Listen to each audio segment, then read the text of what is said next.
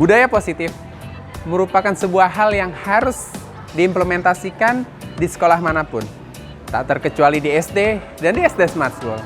Pada kesempatan kali ini, saya sebagai guru penggerak coba berbagi kepada guru-guru yang ada di Smart School, apa sih sebenarnya budaya positif? Apakah di Smart School sudah melakukan budaya positif itu dan bagaimana kita bisa mengimplementasikan di sekolah dalam bentuk kegiatan? Berikut merupakan videonya. Baik Bapak Ibu, pada kesempatan yang berbahagia ini, izinkan saya untuk menyampaikan beberapa informasi atau materi yang saya dapatkan dari pendidikan guru penggerak. Dan sebelumnya saya ucapkan terima kasih kepada Bapak dan Ibu yang sudah datang pada kesempatan saat ini. Hal yang perlu kita bahas, yang dibahas, hal yang akan kita coba sama-sama belajar, yaitu budaya positif. Kita akan coba lihat dulu budaya positif atau ekosistem positif. Jadi ini di pembelajaran dari guru penggerak itu, modul pertama itu dia mengambil filosofis dari Ki Hajar Dewantara. Kita ambil contoh perbandingannya dengan hidup tumbuh-tumbuhan seorang petani. Dalam hakikatnya sama kewajiban dengan seorang pendidik yang menanam padi, misalnya hanya dapat menuntun tumbuhnya padi, ia hanya dapat memperbaiki kondisi tanah, memelihara tanaman padi, memberi pupuk dan air, membasmi ulat-ulat atau jamur-jamur yang mengganggu hidup tanaman padi dan lain sebagainya. Kita sebagai seorang pendidik, ketika diibaratkan sebagai petani dan anak-anak atau siswa-siswinya itu diibaratkan sebagai tanaman yang sedang tumbuh. Maka yang kita bisa lakukan hanya memperbaiki kondisi tanah. Kalau dalam petani berarti kita harus memberikan ruangan yang ideal bagi anak-anak, terus kenyamanan, terus ekosistem lah yang mendukung mereka untuk belajar. Nanti pada hakikatnya budaya positif itu pertama dari disiplin positif dulu, yang kedua lingkungan positif, dan yang ketiga baru budaya. Artinya itu kan membudaya, artinya sudah terbiasa.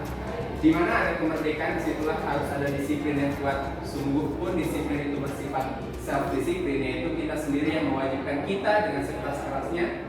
Tetapi itu sama saja, sebab jika kita tidak cakap melakukan self-disiplin, wajiblah penguasa lain mendisiplin diri kita. Dan peraturan demikian itulah harus ada di dalam suasana yang merdeka. Ini menurut saya sih bahasa sembuhan dari Ki Hajar Dewantara. Jika kita sudah merdeka tuh bukan sesungguhnya freedom free banget, tapi lebih kepada ketika kita sudah merdeka berarti kita harus bisa untuk mendisiplinkan diri agar kita tidak disiplinkan oleh orang lain. Itu kira-kira nanti masuk ke dalam budaya positif. Ini perubahan paradigma yang terjadi, bahwa hanya sebagai sebuah sebuah ilustrasi saja. Ada A dan B, Anda dan teman Anda. Sobeklah cari kertas kecil, tuliskan benda sesuatu yang sangat berharga untuk Anda. Apa yang paling berharga? Jangan bilang keluarga. Nanti nyanyi. Letakkan di salah satu tangan Anda dan genggam benda tersebut dengan segala daya. Buatlah sebuah kepala. Teman Anda B akan mencoba dengan sekuat tenaga dengan berbagai cara untuk meminta Anda memberikan benda tersebut. B bisa membujuk, mengancam, menghadik, merayu, menyuap, apa saja agar dapat membuka kepala tangan Anda. Apa yang terjadi? Apakah Anda akan membuka? Tergantung. Merayu dan menyuap seperti apa ya? Ya. Dan pada hakikatnya gini, akan ada sentilan.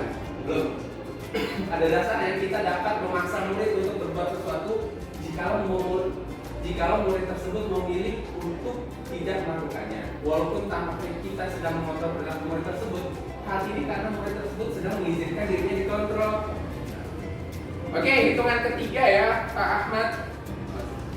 1, 2, 3. Berarti pada hakikatnya ilusi guru mengontrol murid, ya sebenarnya kita pada saat itu sedang diizinkan saja oleh siswa untuk dirinya dikontrol. saat itu bentuk kontrol guru menjadi kebutuhan dasar yang dipilih murid tersebut. Teori kontrol menyatakan bahwa sebuah perilaku memiliki tujuan bahkan terhadap perilaku yang tidak disukai. Ya, macam seperti itulah kakak-kakak ospek gitu kan. Mau nggak mau dulu lawan Uchiha Madara dia harus melakukan gitu kan hal-hal yang di luar dari nalar. Ilusi bahwa kritik dan membuat orang merasa bersalah dapat menguatkan karakter. Menggunakan kritik dan rasa bersalah untuk mengontrol murid menuju pada identitas gagal, mereka belajar untuk merasa buruk tentang diri mereka. Mereka mengembangkan dialog diri yang negatif, kadang kala sulit bagi guru untuk mengidentifikasi bahwa mereka melakukan perilaku ini. Karena seringkali guru cukup menggunakan suara halus untuk menyampaikan pesan negatif. Nanti ada. Ini sekarang benar kalau menurut saya tidak mengumpulkan hati-hati ya. Kayak pernah denger gitu. aku hati-hati aja kalau bagi teman-teman yang nggak ngerjain PR gitu kan.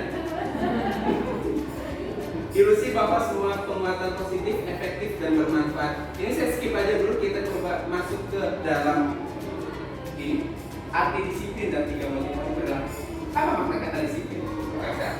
Sesuai. Berarti disiplin.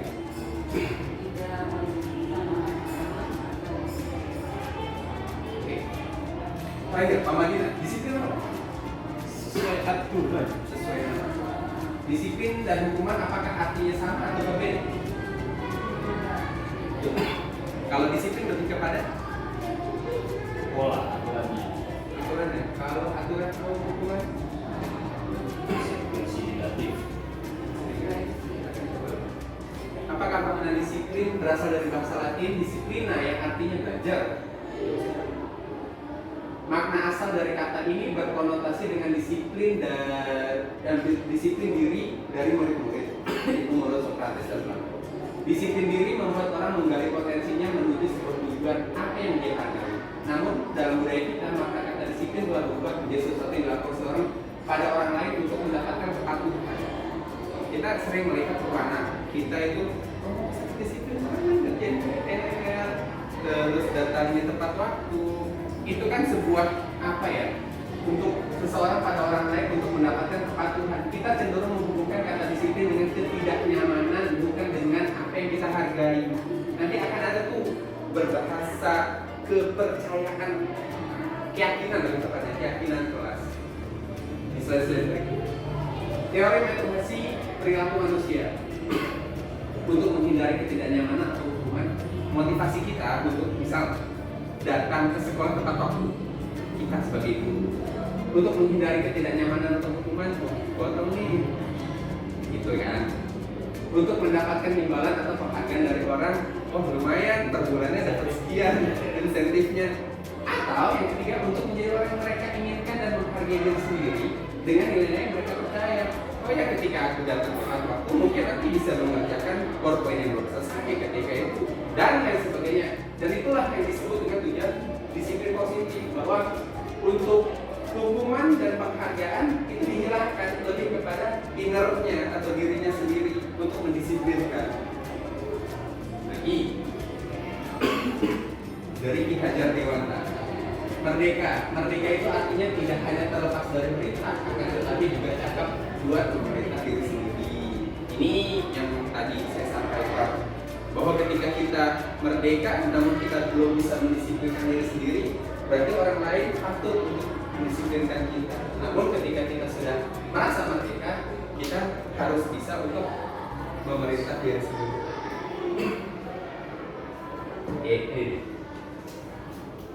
Anda sekarang mengikuti program guru, oh bukan? Bukan, ini buat saya. Buat saya. Pada awal waktu saya jujur, yang ini cukup tertampar kawan di benak diri saya. Anda sekarang mengikuti program guru penggerak. Mengapa Anda mengikuti program ini? Saya mau jadi kasudin. Itu ada.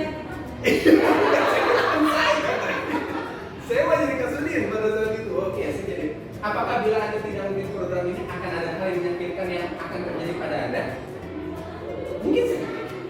Karena mungkin tangganya akan lebih panjang yang harus saya lewati. Mungkin seperti itu. Apakah ada hadiah atau penghargaan setelah Anda mengikuti program ini?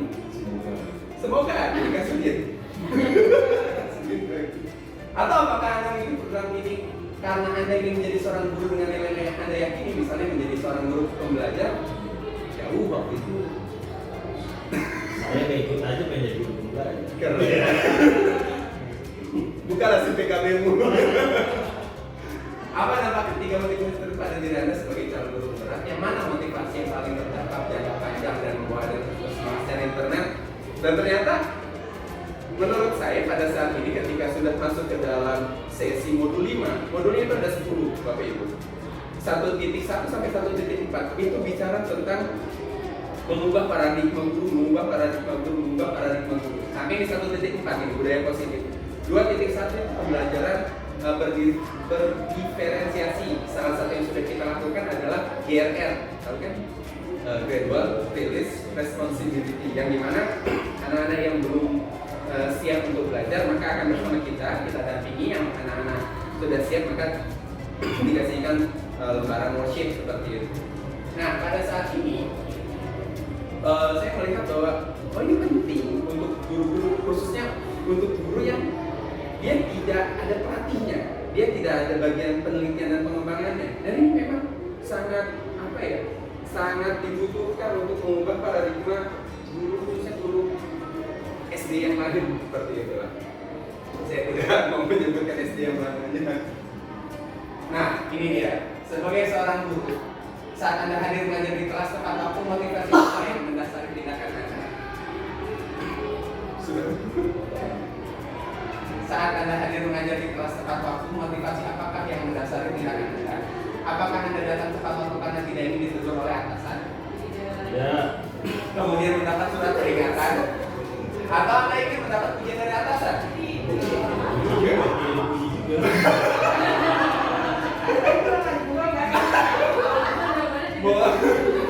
Mau dipuji, mau disanksi, yang penting datang tepat waktu lah ya. Oke. Mendapat imbalan atau menghargai orang lain? Atau Anda ingin menjadi orang yang menghargai waktu? Menghargai diri Anda sebagai pelajar bagi murid? Contoh, tindakan Anda sebagai guru akan dicontoh oleh murid-murid Anda. Manakah motivasi yang paling kuat mendasari tindakan Anda? Atau bahkan kombinasi dari dua motivasi? Atau bahkan ketiga-tiganya? Mau dapat sanksi, mau dapat penghargaan, terus menghargai waktu. Sampai dua itu bonus. Oke. Jadi yang ketiga-tiganya. Hanya Mama Isa kayaknya yang dulu di sini. Bila ada sekolah tidak ada peraturan yang haruskan guru datang tepat waktu, dan tidak ada surat teguran bagi guru yang terlambat, dan tidak ada atasan yang memuji Anda, apakah Anda akan datang tepat pada waktu? Gak ada juga yang muji. Dia pernah ada yang begini. Karena saya juga pengen teman. Motivasi lagi dia. Ini berarti. Motivasi bagi kita dapat baik. Nih, mereka menyebut, di dalam program ini menyebutkan tentang keyakinan kelas, hukuman dan penghargaan. Keyakinan kelas, yakin. Mengapa kita memiliki peraturan harus menggunakan helm bila mengendarai kendaraan roda 2?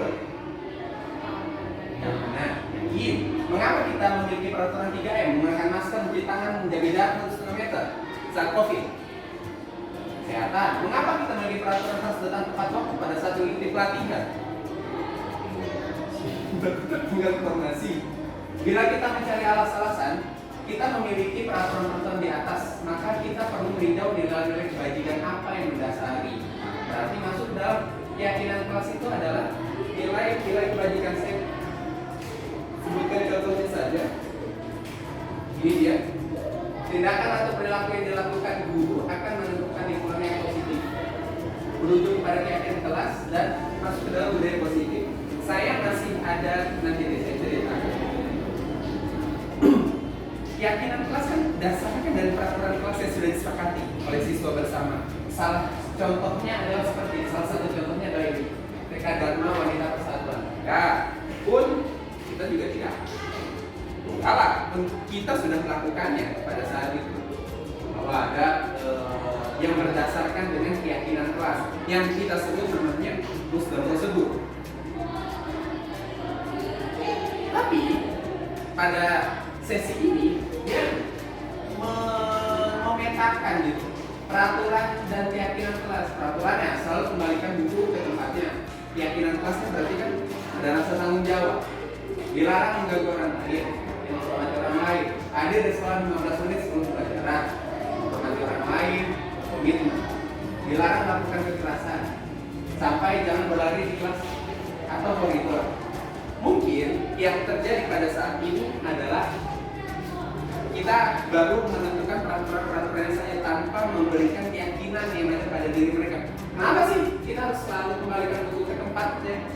Itu yang mungkin perlu disampaikan kepada anak-anak tentang dia melakukan sesuatu pasti akan ada hal yang didapatkan. Maka itu yang disebut tentang keyakinan kelas. Di SMP atau SMA ketika saya masuk saya dapat 150 poin. Ketika saya melanggar sesuatu poin saya berkurang 20 poin terus ketika sepatu saya tidak hitam poin saya juga berkurang. Dihukum oleh penghargaan, ini masuk ke dalam budaya positif yang ada bahwa pengaruh jangka pendek dan jangka panjangnya penghargaan menghukum. Penghargaan mengurangi kecepatan, penghargaan itu tidak efektif, dan penghargaan merusak hubungan. Gimana ya? Terkadang kita masih galau, atau saya sendiri masih galau terkait dengan penghargaan. Terkadang penghargaan itu juga yang menghukum kita untuk tidak menjadi diri kita seutuhnya. Selalu nggak mas? Itu aja. Lagi. Jangka panjang. Penghargaan berlaku untuk mendapatkan seseorang melakukan sesuatu dalam jangka waktu pendek. Jika kita menggunakan penghargaan lagi dan lagi, maka orang tersebut akan bergantung pada penghargaan yang diberikan serta kehilangan motivasi dari dalam. Maka yang Lucia katakan tempo lalu tuh, lah jangan, ini ketergantungan dengan hadiah. Gitu kan? Nah itu dia. Padahal kalau saya melihatnya nggak apa-apa lah, kasih senang-senang. Ternyata sudah menjadi guru. Tinggal daftar saja di sini. Lalu penghargaan merusak hubungan. Ketika seorang diberi penghargaan atau dipuji di depan orang banyak, maka yang lain akan merasa iri. Dan sebagian dari mereka akan tidak menyukai orang yang diberikan penghargaan tersebut. Jika seorang guru sering memberikan penghargaan kepada murid-muridnya, besar kemungkinan murid-muridnya termotivasi hanya untuk menyenangkan gurunya saja. Mereka tidak akan bersikap jujur kepada guru tersebut. Penghargaan menciptakan persaingan di dalam kelas dan persaingan menciptakan kecemasan. Paham ya maksudnya? Mereka yang percaya bahwa mereka tidak memiliki kesempatan untuk mendapat penghargaan akan berhenti mencoba. Bisa aja, dapat penghargaan dulu.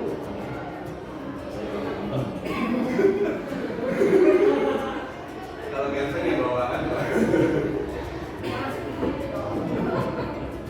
Ini sempat diperdebatkan nih saat kita video conference itu. Terkadang diperlukan, terkadang tidak diperlukan sebenarnya penghargaan. Namun pada hakikatnya kalau melihat dari dulu itu berdasarkan dengan keyakinan diri sendiri. Kamu melakukan sesuatu bukan atas dasar penghargaan kamu. Ini jadi kita memperlakukan orang lain harus bisa memberikan penghargaan.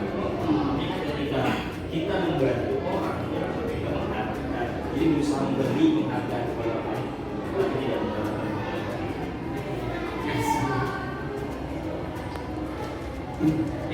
Ini sangat mudah sekali bagi Bapak dan Ibu. Menyatat 100 kali dalam buku, saya tidak akan terlambat lagi. Lari melalui lapangan, terlambat hadir. Murid diminta untuk push up 12 kali karena tidak menggunakan masker. Mengganti kertas tugas teman yang telah dicoret-coret. Membersihkan rumpahan. Meminta murid tidak mengenakan sepatu seharian di sekolah karena tidak menggunakan sepatu hitam.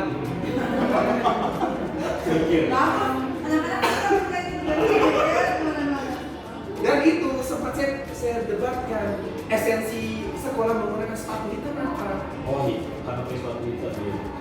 Coba bisa dibayangkan ya. Biasa. Iya. Selamat mama.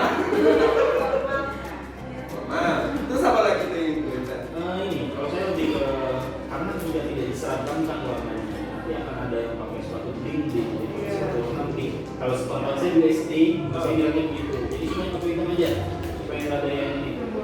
jalan dengan pakai warna warni. Jadi esensinya itu. Ini yang ekonomi bawah kan. Iya. Yang nggak kelihatan kan? Iya bebas itu. Tujuannya itu mungkin. Tapi yang tadinya nggak punya sepatu hitam jadi harus beli sepatu hitam. Dan saya cerita sepatu saya udah buruk pakai itu kalau Pak menghapus spidol biar lebih warna. Kenapa ada tidak beli semir? Kepikiran. Bukan gitu, jajan aja sulit. Suruh beli sumir.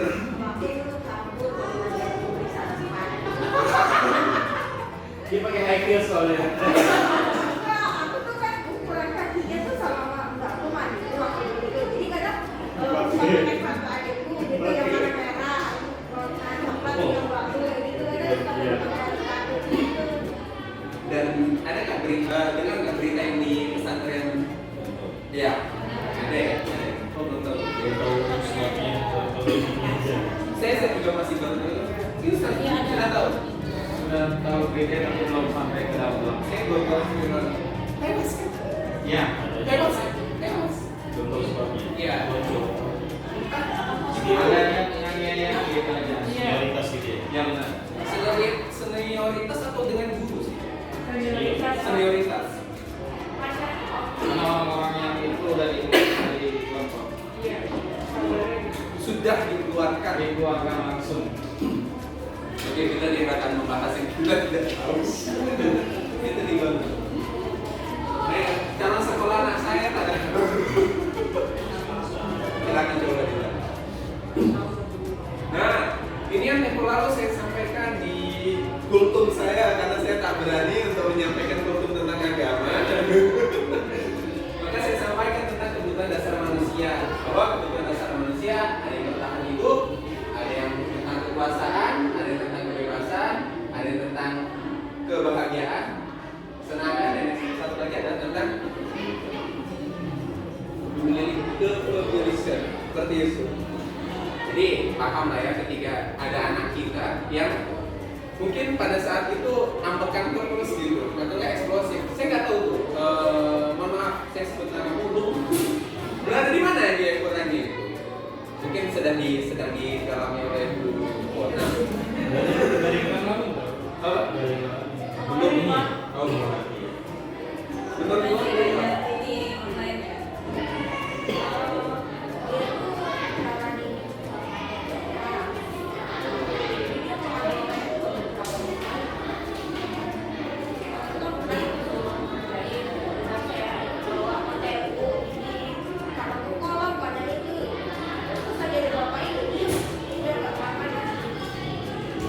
Tahan hidupnya.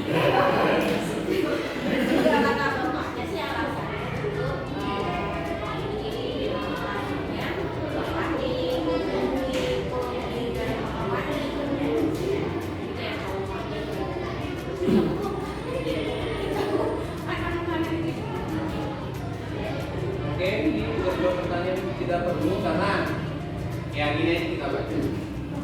14. Kebebasan, kesenangan, cinta sama penguasaan. Gelas mana yang akan terisi penuh? Kira-kira kalau Pak Faisal? Cinta, penguasaan, kebebasan sama kesenangan. Jelas. Ya. Disajikan 4 gelas dengan tulisan cinta, penguasaan, kebebasan dengan kesenangan. Isi yang diambil. Diisi. Kan pasti kan ada kadarnya kayak gini. Jadi kalau kita isi berarti yang kurang dari kita. Yang kita isi Itu yang Yang merasa yang kita anggap penting. yang merasa kita anggap penting. Merasa kesenangan, kebebasan. Apa? Kesenangan. Cinta. Senangan. Ayo. Karena aku mendapatkan tambahan. Aku jadi kesana Pak. Jawabannya apa tadi Oh itu ini aja. Iya, ini hanya sebuah kisah aja sih. Dinda seorang anak kelas 3 SD begitu tiba di rumah pulang dari sekolah menangis dan mengadu pada ibunya karena dia dibenci. Bangsa Dinda. Dia benci. Oh ya, dia benci pada Ibu Rani gurunya. Menurut Anda kebutuhan apa yang berusaha dipenuhi oleh Dinda jika jawabannya seperti ini? Dia benci. 5 kebutuhan dasar. Kita akan coba lihat dulu. Ibu guru bilang aku tidak boleh bersenandung selama mengerjakan tugas, katanya kelas harus tenang, tidak ada suara, padahal kan aku suka dan senang menyanyi. Kebebasan. Nah, berarti tergantung dari alasannya si anak tersebut. Ibu guru tidak menyapa aku hari ini, padahal aku pakai jepit rambut baru. Apa tuh? Lupa ya? Cinta ya? Latihan. Aku bosan, masa belajarnya cuma gitu-gitu aja, dengerin ibu guru aja. Nanya, aku sebel gambarku tidak rapi, malah ibu guru nunjukin ke teman-temanku di depan kelas. Biasa banget. Juga ya?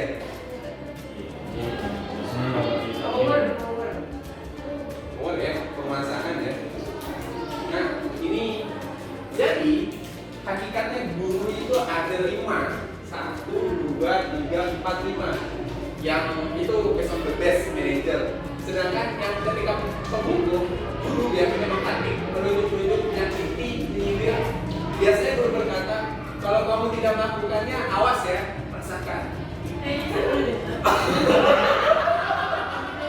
Hati-hati yang nggak ngerjain PR. Membuat orang merasa bersalah, berceramah dan mengatakan seharusnya ibu kecewa. Kamu seharusnya, kamu sudah tahu ibu lelah sekali mengatakannya, ibu stres.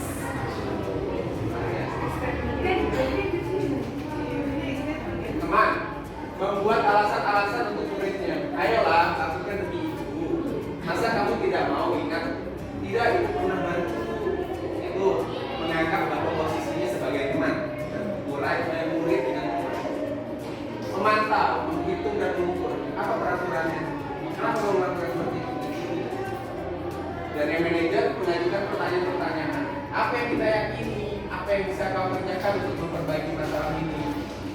Jadi dari posisi yang ada kan posisi manajer yang terbaik. Saya kecewa sekali dengan kamu. Siapa yang mengatakan? Pertama, Dari ini. salah. Kamu tidak pernah benar melakukannya. Pertama, Apa? bapak merasa bersalah. Bukan penghukum. Iya kan? Iya nggak sih? Ayolah, lakukan demi saya ya. Bagaimana?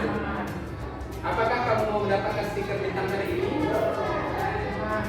Nah, bagaimana kamu bisa menyelesaikan masalah ini?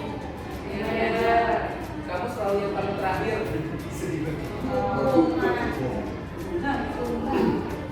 Terakhir, bahasan saya tentang restitusi.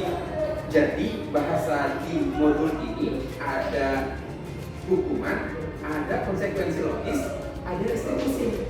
Kenapa konsekuensi logis itu masih tahap kedua sebelum restitusi? Namun ketika saya ngobrol dalam tadi, Pak ada restitusi gini. Oh, menurut saya Pak, restitusi itu bagian dari konflik resolusi saja. Bagian dari konflik resolusi. Restitusi adalah proses menciptakan kondisi bagi murid untuk memperbaiki kesalahan mereka sehingga mereka bisa kembali pada kelompok mereka dengan karakter yang lebih kuat. Ya. Kak dosen ini Bang. Ciri-cirinya bukan untuk menebus kesalahan, namun untuk belajar dari kesalahan, memperbaiki hubungan, tawaran bukan paksaan. Coba lihat. Dilihat dari tahap ciri-ciri restitusi masuk ke dalam konflik resolusi ya. Yang sudah kita pelajari. Ini hanya studi kasus saja dan terakhir segitiga restitusi. Di dalam restitusi itu ada 3. 1. Validasi tindakan yang salah. 2. Menanyakan keyakinan. Yang ketiga menstabilkan identitas. Dalam validasi tindakan yang salah biasanya guru mengatakan kamu tentu punya alasan mengapa melakukan itu. Apakah cara yang lebih efektif untuk mendapatkan apa yang kamu butuhkan? Ini divalidasi tindakan yang salah. Kalau kita kan konfirmasi terlebih dahulu kan, kenapa kamu melakukan itu? Sebagai manajer yang tadi. Jadi ini sangat kait-mengait tuh. Tadi belajar tentang hukuman, sanksi, penghargaan, terus habis itu masuk ke dalam manajer, penghukum, terus teman, bla bla bla. Terus baru masuk ke dalam restitusi. Jangan lupa lagi yang di awal itu 5 kebutuhan dasar manusia. Yang kedua, menanyakan keyakinan, nilai-nilai apa yang telah kita sepakati. Kamu ingin menjadi orang yang seperti apa? Dan yang terakhir adalah stabilkan identitas. Setiap orang pasti pernah melakukan kesalahan. Kamu bukan satu-satunya yang pernah melakukan itu. Jadi stabilkan identitas. Yang kedua itu seperti yang sudah kita lakukan dalam konflik resolusi. Ini bagian dari legalitas teori yang sudah kita pernah lakukan. Seperti itu, Bapak Ibu. Yang pada hakikatnya adalah lulus maskul adalah lulus bergerak, karena dilihat dari muatan konten yang sudah kita pelajari, sedang saya pelajari pula di dalam guru penggerak seperti itu. Terima kasih Bapak dan Ibu, semoga tidak ada pertanyaan. Mau tanya tapi nggak ada. Terima kasih, diakhiri kegiatan kita dengan ucap lepas hamdalah. Terima kasih atas kedatangannya. Mohon maaf waktunya diambil. Assalamualaikum warahmatullahi wabarakatuh. Bismillahirrahmanirrahim. Baik, dari pemaparan yang sudah disampaikan oleh saudara kami Pak Ardiansyah, alhamdulillah dapat banyak informasi ya. Pertama, memperkaya pengetahuan kita tentunya bagaimana menjadi seorang pendidik yang ideal seperti itu. Kemudian juga ada beberapa yang menjadi autokritik buat saya pribadi ya, entah kalau teman-teman atau saya pribadi jadi autokritik gitu. Kemudian tentunya jadi ada berusaha untuk memperbaiki bagian-bagian yang hilang dari materi tadi yang belum saya miliki, jadi berusaha untuk melengkapinya. Dan ini termasuk materi yang saya ingin dalami ya, mungkin nanti saya akan pelajari bersama Pak Ahmad. Insya Allah itu aja, terima kasih.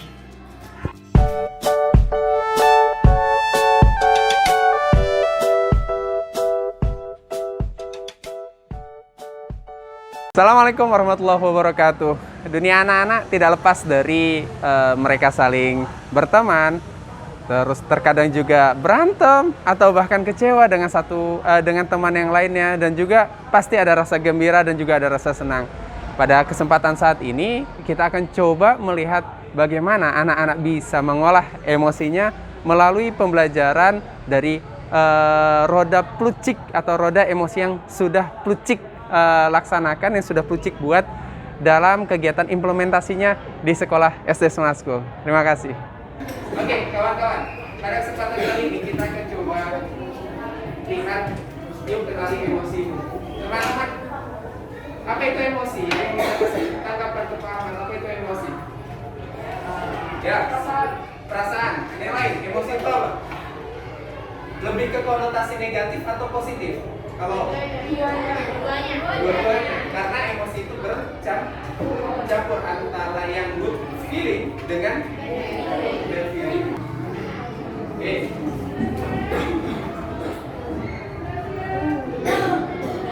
Ini yang pernah kita lihat, ini yang pernah kita tahu bahwa Ahmad suaranya cukup kalah dengan yang di luar. Jadi mohon teman-teman yang di dalam ini support dengan Pak. Ya, ada roda emosi Plucik namanya. Plucik itu seorang tokoh yang berkecimpung di dunia psikologi dan di dunia pendidikan. Maka dia membuat roda emosi bahwa terkadang kita kecewa, terkadang kita bingung dengan sesuatu, terkejut, terkesima, takut, teror, kagum, gembira, percaya. Ada yang menghina, ada yang jengkel, marah, ngamuk. Lihat ya. Dia bermain dengan warna, kawan. Dia bermain dengan warna. Semakin kalian warnanya warna redup, maka emosi yang ada pada diri kalian itu semakin dingin, semakin semakin menyesal ini di sini. Namun ketika semakin cerah, ketenangan, cinta, menerima, percaya, maka cahaya yang bersinar itu akan juga semakin terang terlihat. Nah, sekarang kita punya tugas, kawan. Tugasnya apa?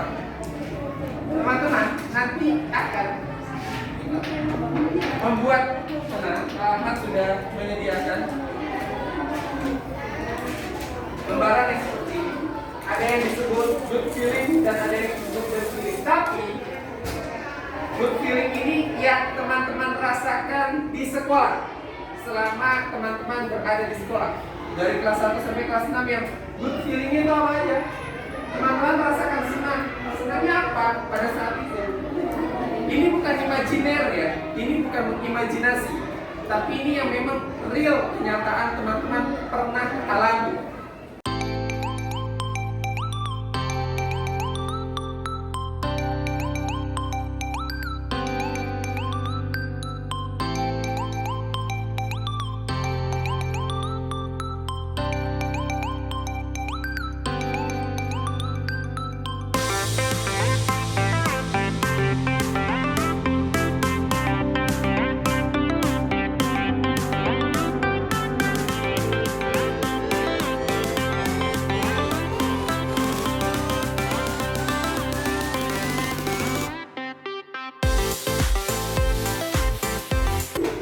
Oke kawan, kita akan coba lihat Radit itu pernah good feeling di sekolahnya itu apa saja dan pernah bad feeling di sekolah itu apa saja.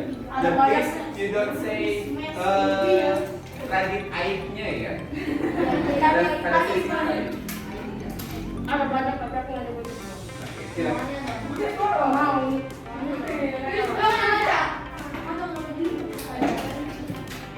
Ada presentasinya.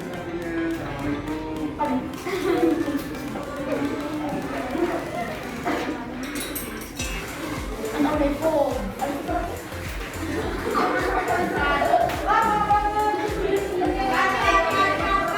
Ini ciri-ciri anak-anak yang udah pintar sih kayak gini. Hah?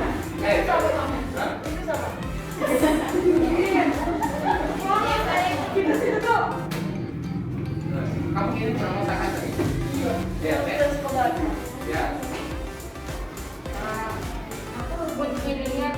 Dapat nilai 100. Tapi pernah? Oh, keren, beri hutan yang tadi. Lanjutin. Ini dong, tinggal presentasinya baik. Oh. Baik di ini guys. Dibawakan bekal McD. Oke, lanjut.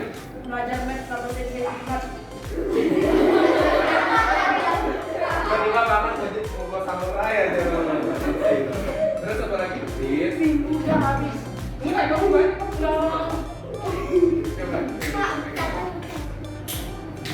Ayo. Aku paham yang menyebutkan. Itu tidak etis. Karena ini perasaan kamu. Apa aja? Good feelingnya belum selesai. Nanti.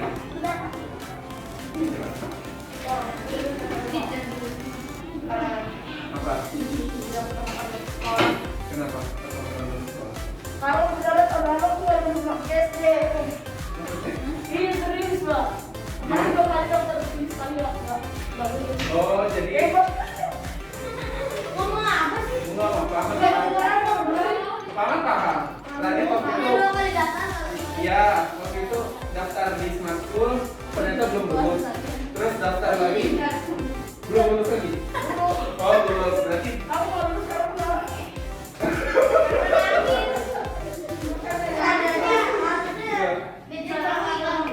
Ya, Radit pada saat itu daftar di Smart School belum lulus. Terus daftar yang kedua kalinya lulus. Daftar pertama kali nggak lulus karena dia nangis. Luar biasa itu banget. Perjuangannya ya. Lanjut ya.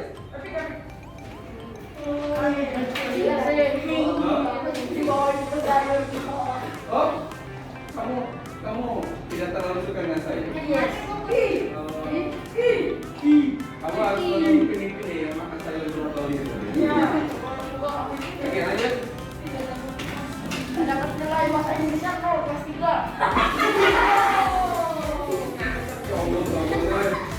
Kok bisa? Tapi materi sudah dipelajari pada saat itu. Oh, dan kamu belum terlalu paham. Beri tepuk tangan terakhir, oke?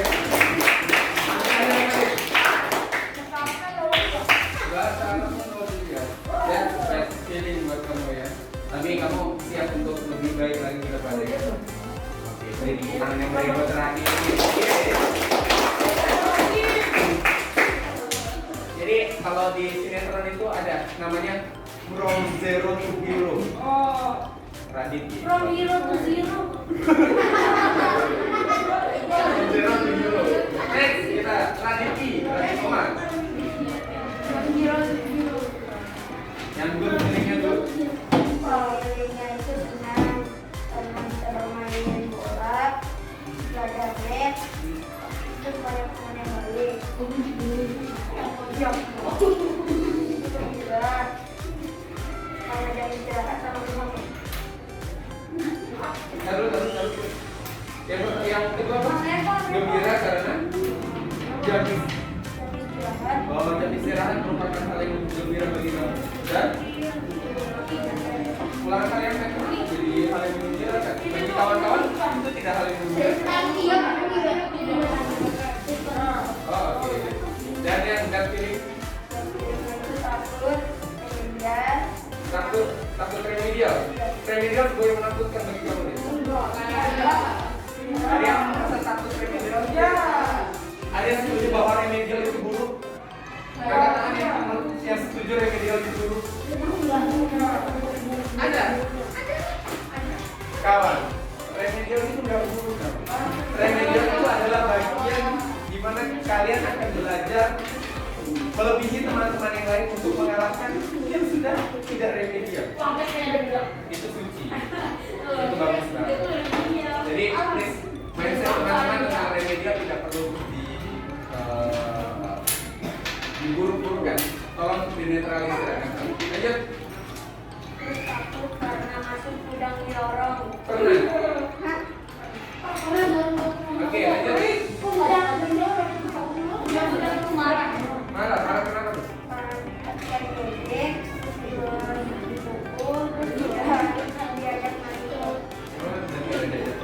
Oke, beri tepuk tangan tadi.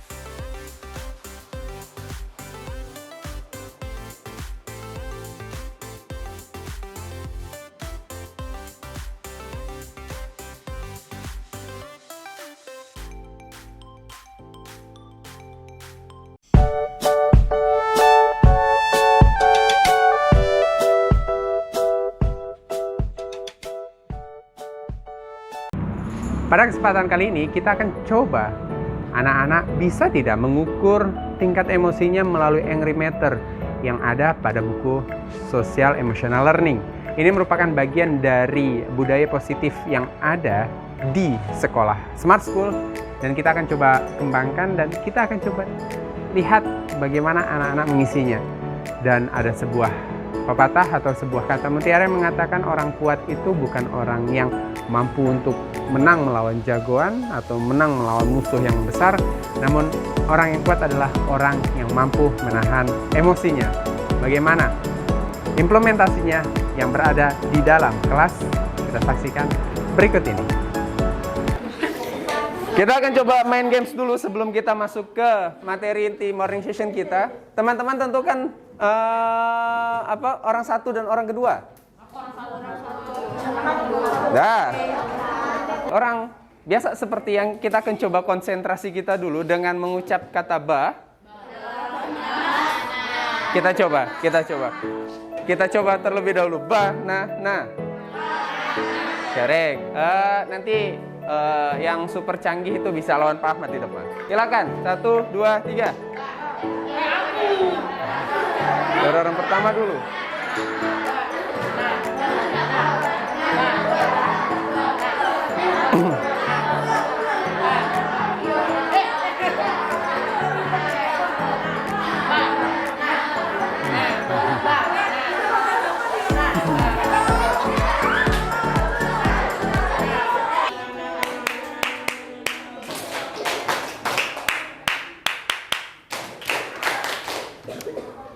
Oke, pada kesempatan kali ini kita akan coba melanjutkan materi pembelajaran, melanjutkan morning session kita yang kemarin atau pekan lalu. Kita sudah, teman-teman tempo lalu sudah melihat yang namanya roda Plutchik ya, tentang emosi, betul ya? Bahwa Pak Plutchik itu dia tidak mengklasifikasikan bahwa ada yang namanya perasaan biasa-biasa saja. Pak Plutchik itu tidak mengindikasikan ada perasaan yang biasa-biasa saja pada hari ini. Mungkin ada yang bingung, ada yang kesal, marah, benci, cinta, kagum, dan semuanya yang tempo lalu sudah pernah kita lakukan. Pada kesempatan yang saat ini kita akan coba melihat ada yang namanya angry meter, teman-teman. The angry meter. Kita akan coba melihat tujuannya pada kesempatan kali ini adalah teman-teman mampu untuk mendeskripsikan. Tempo lalu, teman-teman mampu mendeskripsikan perasaan yang ada pada diri teman-teman dulu. Yang kedua, teman-teman mengerti bagaimana apa yang iya dan apa yang tidak dalam mengolah perasaan teman-teman atau angry-nya atau emosinya teman-teman. Kita coba lihat dulu di halaman yang ini, halaman 46 itu terlihat bahwa, boleh dibacakan? Ada yang mau membaca salah satu? Boleh, Zalikal. I am really angry. What the meaning of, apa artinya? Apa yang saya bisa lakukan saat saya sedang marah? Correct. Coba dilihat di sana ada tabelnya. When I get angry, When I get angry, my hand turns into fist, terus, my eye hurt, oke, my face feels hot, Okay. I get a headache, my stomach hurt, and I get sweats. artinya apa tuh? Dari awal, my hand, Tangan saya berubah jadi kepal leduk. mengepal dia ya. Mata saya sakit, muka saya terasa panas. Terlihat merah gitu ya, merah menahan. Saya pusing, perut saya sakit, saya berkeringat. Oke, lanjut bawahnya. From the No. Listing. listing you can do to help yourself when you feel angry, And then? describe that what works the best.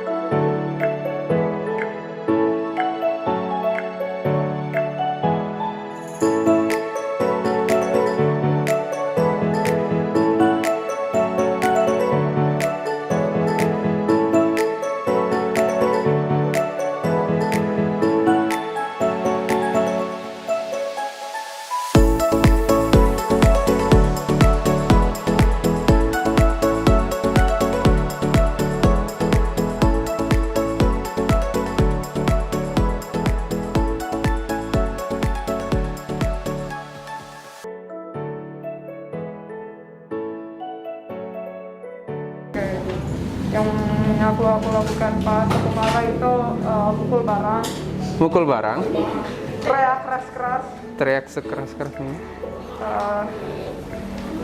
ngomong sama bunda aku, sama minum banyak-banyak. Oh, oke. Terus? Kayak yang udah yang buat aku bisa tenang di Bali itu minum banyak-banyak karena itu bikin badan aku dingin Bali. Terus karena riak keras-keras kayak supaya emosinya keluar. Teriaknya bersuara nggak? Iya. Karena ada ya teriak yang udah gitu doang ya. Terus bareng mukul kasur gitu. Itu sama kayak keluar aja. Oke. Emosional.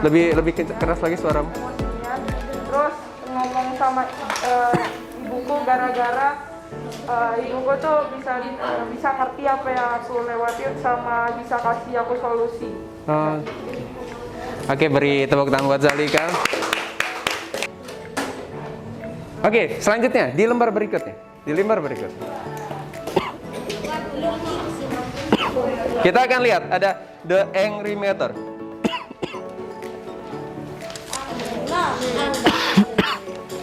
Yang pertama itu ada oke. Yang kedua itu ada frustasi. Yang ketiga ada upset. Artinya apa tuh? Tuh, kecewa, ngambek. Ada apa? Nggak ada apa-apa. Berdua saja dia sangat ramai ya. Yang ketiga ada angry, marah. Yang keempat artinya apa? Ngamuk ya. Sehook-hooknya kalian lah ya. Semonster-monsternya kalian itu di Furious.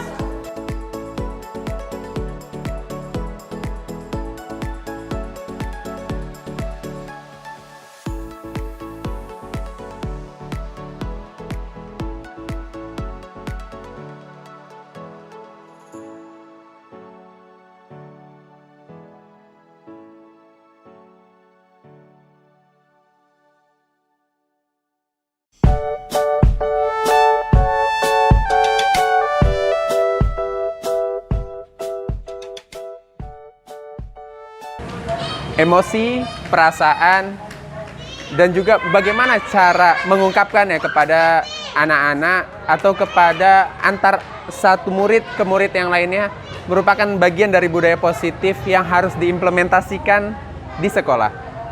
Pada sesi terakhir kita kali ini kita akan coba melihat bahwa setiap anak itu pernah merasakan apa yang dia rasakan baik itu di rumah ataupun di sekolah. Dan bagaimana cara pengungkapannya? Maka dalam sesi kita kali ini kita akan coba menelik lebih dalam angry meter. Dan yang selanjutnya ada 3 tahap, yaitu stop, think, sama choose, yang akan kita lihat di video ini. Terima kasih. Apa judul kita pada hari ini? Gapai ridho, bukan ridho yang di sebelah ya. Roku artinya apa nih? Apa lanjut? Roku itu artinya? Rok, it's mean Allah. Atasi marahmu, gapai ridho. Ridho itu artinya apa? Apa? Lebih tepatnya apa nih ridho? Rahmat. Gapai rahmat dari Allah Subhanahu wa Ta'ala. Ini. Iya, Bang. Lebih keras suaramu. Apabila kalian marah dan dia dalam posisi berdiri, hendaknya dia duduk, karena dengan itu marahnya bisa hilang. Jika belum juga hilang, hendaknya dia mengambil posisi tidur. Maka apabila kalian marah, ketika kalian berdiri, maka posisi kalian lebih rendah lagi, duduk. Bila kalian marah dalam keadaan duduk, maka posisi kalian harus lebih rendah lagi, yaitu tidur. Maka ada rambu yang perlu teman-teman ketahui, bahwa ketika kalian marah, ini dalam buku yang Pak Ahmad dan Bu Harti dan Bu Fia, Pak Madinah baca buku tentang ini kawan. Activities for Building Character and Social Emotional Learning. Teman-teman disuguhkan buku ini, salah satu isi yang ada di bukunya adalah ini. Ketika teman-teman marah, maka yang teman-teman lakukan adalah stop dulu. Stop artinya apa? Calm down and breathe deeply. Artinya apa? Tenang dan Bernapas. Tenangkan diri dan hirupkan diri. bernafas Dalam-dalam. lebih dalam. Di samping kanannya apa? Consider everyone's feelings. Artinya apa? Pikirkan Apa ya? orang lain. Apa? Pikirkan Perasaan orang lain. perasaan orang lain. Ketika kamu marah dan kamu berpikir bahwa wah ini enggak banget ini, maka yang perlu kamu lakukan adalah calm down, tenang dan bernafas lebih dalam. Teman-teman tahu bernafas lebih dalam? Coba praktekkan. Nah, 3 kali, dua lagi. Ini lagi. Akan lebih rileks ketika sudah berada di nafas yang lebih dalam. Ketika teman-teman stop, harus tenang dulu, nafas dalam dulu. Pikirkan bahwa ada perasaan orang lain ketika kita marah dengan sesuatu hal, atau marah dengan seseorang, atau marah dengan sekelompok grup. Dia juga memiliki perasaan, tolong dipikirkan. Ih, mamaku marah kenapa ya tadi? Padahal lagi kesal juga dengan mama. Pernah kayak gitu? Benar. Lalu setelah stop maka cip, it's mean. Pikirkan. It means. Benar mau pusing. Oke, artinya apa? Sebelah kirinya. What is the problem? Apa masalahnya? Sebenarnya masalahnya itu apa sih? What are your opinions? Options. What are your options? Artinya apa? What are your options? Apa pilihanmu? Apa ya? Dipikirkan dulu tuh. Ketika teman-teman sudah tahu masalahnya apa, kamu juga harus memikirkan langkah-langkahnya apa aja ya, opsionalnya apa aja ya. Di samping kanannya what are the consequences of your action, artinya apa? Apa konsekuensi? Ya, apa konsekuensi yang kamu lakukan ketika kamu mengambil jalan itu, ketika sudah dipikirkan. Lalu ketika sudah change, maka yang terakhir adalah choose, artinya make your choice. Buat sebuah keputusan dari masalah tersebut. Kamu mau ngapain? Ketika kamu sudah tahu masalahnya apa, maka kamu pilih, make your choice. Make your choice. Buat sebuah pilihan yang menurut kamu itu merupakan pilihan terbaik untuk mengatasi sebuah masalah. Talk to someone you trust for support. Artinya apa? Kamu percaya Untuk apa? mendapat dukungan. Memberikan dukungan.